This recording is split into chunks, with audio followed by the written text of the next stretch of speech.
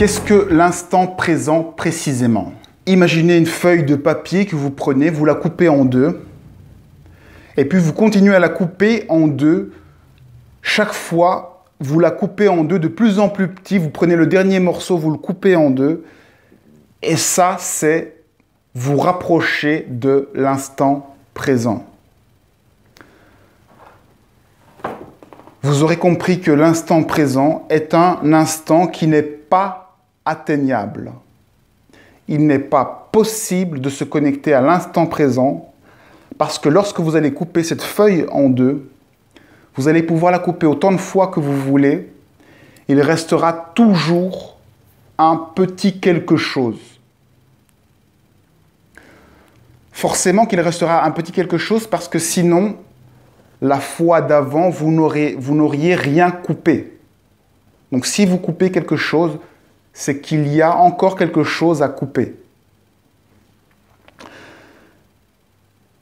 L'instant présent, c'est donc se diriger vers l'infini. C'est découper quelque chose de plus en plus petit. Quand il n'y a plus de matière, eh bien, vous coupez la matière, ça devient des ondes, ça c'est vu en physique. Quand vous coupez de plus en plus petit quelque chose, quand vous rentrez dans la matière, eh bien, il y a toujours des choses à l'intérieur et il y a toujours moyen de rentrer plus profond à l'intérieur.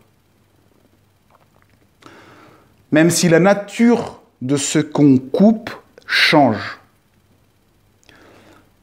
Parallèlement, le corps physique, on peut toujours rentrer plus profondément en nous et en rentrant en nous, la nature de qui on est change.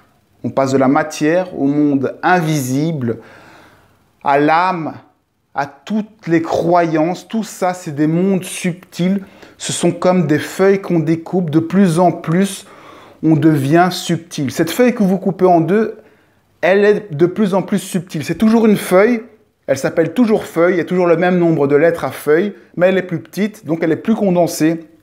Donc elle est plus pure, donc elle est plus proche du présent. Quand vous la coupez encore en deux, elle est plus petite, elle est plus condensée, elle s'appelle toujours feuille et elle se rapproche du présent. Ainsi de suite, vous rentrez petit à petit. À quel moment vous allez plus appeler cela feuille, mais vous allez appeler ça onde? Eh bien, après c'est juste le mot qui change, mais on a toujours affaire à la même chose, à cette feuille qui change de nature pour finir vers quelque chose d'inaccessible. On pointe vers quelque chose d'infini. Le présent est donc une route vers l'infini. C'est un chemin infini vers qui on est. D'un côté, il y a le chemin infini vers le présent qui est inaccessible. C'est la source de toute chose, c'est la source d'imagination. Et de l'autre côté, il y a le chemin infini vers l'expression de qui on est. Cette feuille de papier, eh bien, vous pouvez, dans votre imagination, imaginer qu'elle se duplique et qu'elle devient 2 fois plus grande, et puis 4 fois plus grande. Et il n'y a aucune limite à l'imagination. Il y a une limite vers l'infini de ce que vous pouvez imaginer. Il y a donc un infini vers l'imaginer. Et un infini vers l'imagination, vers la source de ce qui a créé tout cela. Bien sûr que c'est infini, parce que si on devait rejoindre cet infini, eh bien on serait dans le présent pur, et si on est dans le présent pur, eh bien il n'y a plus rien à voir, puisque plus rien n'est imaginé, plus rien n'est visible. L'invisible, l'infini, pour être visible, il a besoin de choses à voir.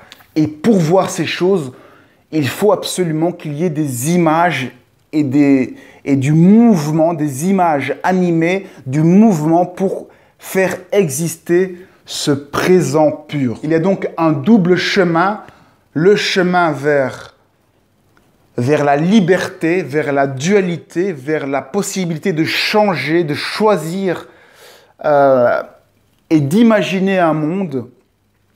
Ces deux chemins qui se font en même temps, le chemin vers l'imaginer et l'imagination, et de l'autre, le chemin qui vous permet d'être de réaliser tout ce monde que vous imaginez et de prendre plaisir à voir cette pièce de théâtre.